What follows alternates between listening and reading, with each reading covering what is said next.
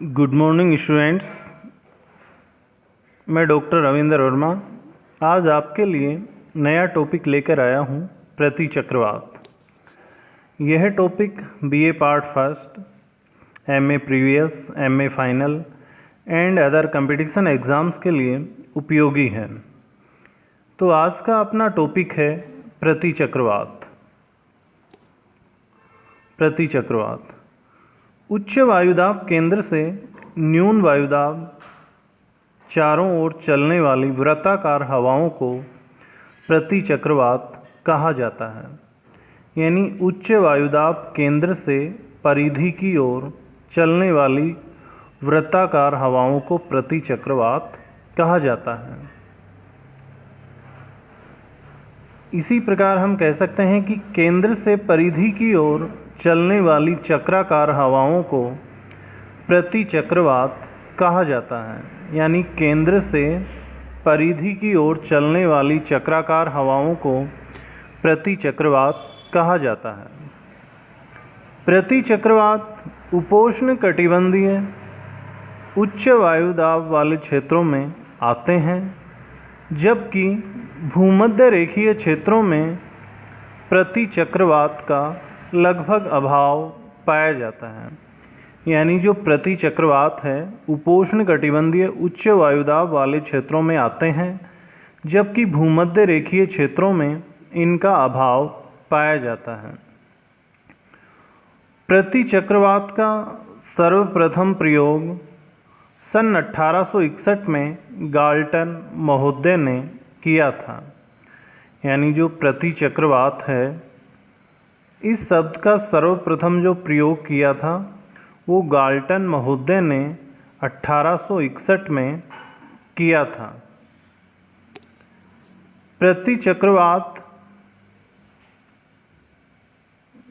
की जो दिशाएं हैं वो भी उत्तरी गोलार्ध में अलग और दक्षिणी गोलार्ध में अलग पाई जा सकती हैं, जिसे हम एक डायग्राम के द्वारा देख सकते हैं। यानी जो प्रतिचक्रवात हैं ये उत्तरी गोलार्ध में घड़ी की सुई के अनुकूल तथा दक्षिणी गोलार्ध में घड़ी की सुई के विपरीत दिशा में चलते हैं। कहने का मतलब जो प्रतिचक्रवात हैं ये उत्तरी गोलार्ध में तो घड़ी की सुई के अनुकूल तथा दक्षिणी गोलार्ध में घड़ी की सुई के विपरीत चलते हैं। ये जो डायग्राम है इसमें केंद्र में तो उच्च वायुदाब है, जबकि चारों ओर न्यून वायुदाब पाया जाता है।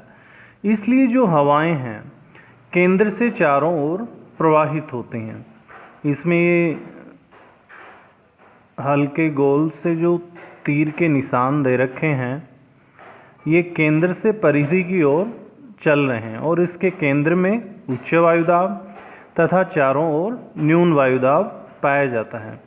जैसे केंद्र में तो वायुदाब दे रखा है 1006 मिलीबार, जबकि परिधि के पास वायुदाब दे रखा है 996 मिलीबार। तो इस प्रकार केंद्र से परिधि की ओर चलने वाली चक्राकार हवाओं को ही प्रतिचक्रवात कहा जाता है। केंद्र में उच्च वायुदाब और चारों ओर न्यून वायुदाब पाया जाता है।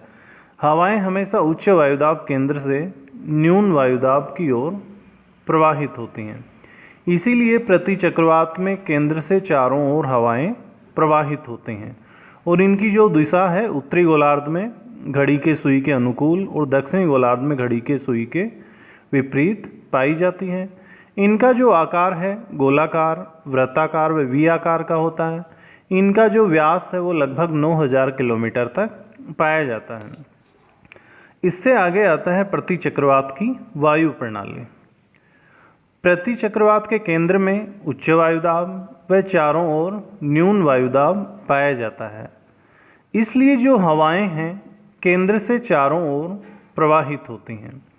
यानी जो प्रतिचक्रवात है इसके केंद्र में उच्च वायुदाब तथा चारों ओर न्यून वायुदाब पाया जाता है। इसलिए जो हवाएं हैं केंद्र से चारों ओर प्रवाहित होती हैं। ये उत्तरी गोलार्ध में घड़ी की सुई के अनुकूल व दक्षिणी गोलार्ध में घड़ी की सुई के विपरीत दिशा में प्रवाहित होते हैं। यानी जो प्रतिचक्रवात हैं उत्तरी गोलार्ध में घड़ी की सुई के अनुकूल तथा दक्षिणी गोलार्ध में घड़ी की सुई के विपरीत दिशा में चलते हैं। प्रति चक्रवात 30 से 50 किलोमीटर प्रति घंटे की रफ्तार से चलते हैं। यानी जो प्रति चक्रवात हैं इनके जो चलने की गति है वो है 30 से 50 किलोमीटर प्रति घंटा। ठीक है। प्रति चक्रवातों में वाताग्रों का अभाव पाया जाता है। यानी जो प्रति चक्रवात है उसमें वाताग्र का अभाव पाया जाता है। केंद्र में हवाएं ऊपर से नीचे उतरती हैं, जिस कारण केंद्र में मौसम साफ होता है। यानी प्रति चक्रवात है उसके केंद्र में हवाएं ऊपर से नीचे की ओर उतरती हैं, जिस कारण केंद्र में मौसम साफ होता है और वर्षा की संभावना नहीं होती। तो ये थी प्रति चक्रवात की वायु प्रणाली। इससे आगे आता है आपका प्रति चक्रवात में तापमान व वर्षा। प्रति चक्रवातों की उत्पत्ति ठंडी ध्रुवीय वायु राशि से होती है, तो तापमान कम हो जाता है। यानी कहने का मतलब ये है कि प्रति चक्रवातों की उत्पत्ति जब ठंडी ध्रुवीय वायु राशि से होती है तो तापमान कम हो जाता है, क्योंकि जो ध्रुवीय वायु राशियाँ होती हैं उनका तापमान कम होने से वो जिस क्षेत्र में प्रवाहित होती हैं वहाँ का तापमान भी कम कर देती हैं। जब प्रति चक्रवातों की उत्पत्ति उष्ण वायु राशि से होती है तो तापमान बढ़ जाता है। कहने का मतलब ये है कि जब प्रति चक्रवातों की उत्पत्ति उष्ण वायु राशि से होती है तो तापमान बढ़ जाता है। ठीक है। ठंडी वायु राशि से तापमान कम और उष्ण वायु राशि से तापमान बढ़ जाता है। सामान्यतः प्रति चक्रवात वर्षा रहित होते हैं तथा आकाश मेघ रहित होता है। यानी कहने का मतलब ये है कि जो प्रति चक्रवात हैं ये सामान्यतः वर्षा रहित होते हैं तथा आकाश मेघ रहित होता है। जब प्रति चक्रवात सागरों से गुजरते हैं तो नमी धारण करके हल्की वर्षा करते हैं। यानी जब प्रति चक्रवात सागरों से होकर गुजरते हैं तो नमी धारण करके हल्की वर्षा करते हैं। इससे आगे आता है प्रति चक्रवातों के प्रकार। ठीक है। हेज़िल्क महोदय ने 1909 में प्रति चक्रवातों को दो भागों में विभाजित किया है, शीतल प्रति चक्रवात और उष्ण प्रति चक्रवात। यानी जो हेज़िल्क महोदय हैं उन्होंने 1909 में प्रति चक्रवातों को दो भागों में विभाजित किया है, शीतल प्रति चक्रवात और दूसरा है उष्ण प्रति चक्रवात। इसी प्रकार हैम्फ्रीज महोदय ने प्रति चक्रवातों को तीन भागों में विभाजित किया है। जो हैम्फ्रीज महोदय हैं उन्होंने प्रति चक्रवातों को तीन भागों में विभाजित किया है, यांत्रिक या गतिक प्रति चक्रवात, दूसरा है तापीय प्रति चक्रवात और तीसरा है विकिरण प्रति चक्रवात। इसी प्रकार गिडिज महोदय ने प्रति चक्रवातों को तीन भागों में विभाजित किया है, बड़े प्रति चक्रवात, अस्थायी प्रति चक्रवात और चक्रवात जनित प्रति चक्रवात। इसी प्रकार प्रति चक्रवातों को सामान्यतः तीन भागों में विभाजित किया गया है, शीतल प्रति चक्रवात, उष्ण प्रति चक्रवात और अवरोधी प्रति चक्रवात।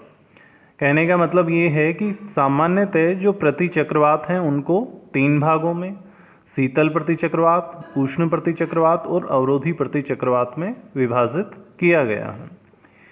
शीतल प्रति चक्रवात आर्कटिक क्षेत्रों में उत्पन्न होकर पूर्व तथा दक्षिणी पूर्वी दिशा में आगे बढ़ते हैं। यानी जो शीतल प्रति चक्रवात हैं वो आर्कटिक क्षेत्रों में उत्पन्न होकर पूर्व तथा दक्षिण पूर्व दिशा में आगे बढ़ते हैं। ये आकार में उष्ण प्रति चक्रवातों से छोटे होते हैं और तीव्र गति से आगे बढ़ते हैं। जो प्रति चक्रवात हैं शीतल प्रति चक्रवात ये आकार में छोटे होते हैं और तीव्र गति से आगे बढ़ते हैं।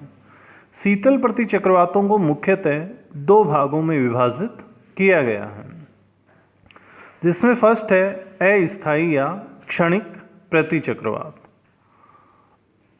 ये मार्ग में ही विलीन हो जाते हैं, जबकि कुछ उष्ण प्रदेशों तक पहुंच जाते हैं। जो अस्थायी या क्षणिक प्रतिचक्रवात हैं, ये मार्ग में ही विलीन हो जाते हैं, जबकि कुछ उष्ण प्रदेशों तक पहुंच जाते हैं। सेकंड आता है अर्धस्थायी प्रतिचक्रवात। अर्धस्थायी प्रतिचक्रवातों का मार्ग लंबा होता है और ये सक्रिय होते हैं।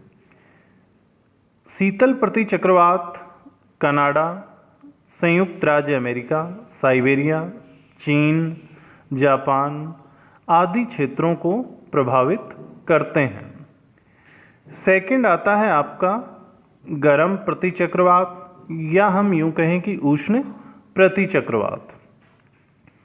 उष्ण प्रतिचक्रवातों या हम यूं कहें कि गर्म प्रतिचक्रवातों की उत्पत्ति उपोष्ण उच्च वायुदाब क्षेत्रों में होती है। जो गर्म प्रतिचक्रवात है, इनकी उत्पत्ति उपोष्ण उच्च वायुदाब क्षेत्रों में या उपोष्ण उच्च वायुदाब पेटी में होती है। यहाँ हवाओं का अपसरण होता है। इनकी उत्पत्ति गतिक या यांत्रिक होती है।